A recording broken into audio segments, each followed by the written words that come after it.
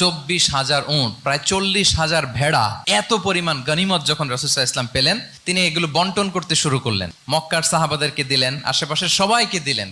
মদিনার যে সাহাবারা, তাদেরকে কিছুই দিলেন না। ফলে ওনাদের মধ্যে ক্ষোভের জন্ম নিল। ক্ষোভ থেকে ওনারা সমালোচনা করতে আরম্ভ করলেন আল্লাহ রাসূল সাল্লাল্লাহু আলাইহি ওয়াসাল্লামের। এবং সমালোচনা করতে করতে এটা এমন পর্যায়ে চলে গেল, এক পর্যায়ে তারা বলতে আরম্ভ করলো যে আমরা ওনার জন্য জান দিলাম, জীবন দিলাম, আজকে উনি এত সম্পদ পেয়ে সব নিজ এলাকার লোকদের মাঝে বন্টন করে দিল, এটা কি ঠিক করলো উনি? রাসূল সাল্লাল্লাহু আলাইহি ওয়াসাল্লাম ওনাদেরকে দিতে বাধ্য ছিলেন, এটা যেহেতু দেন নাই, আল্লাহ তার রাসূলকে ক্ষমা করুক, এরকম একটা কথা তারা বলে ফেললেন। এটা তো অনেক বড় কথা।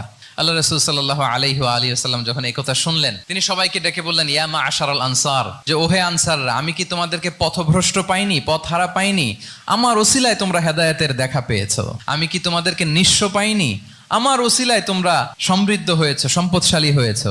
আমি কি তোমাদেরকে যুদ্ধরত অবস্থায় পাইনি? তোমরা তো ফাইট করতেছিলে ইচ আদার।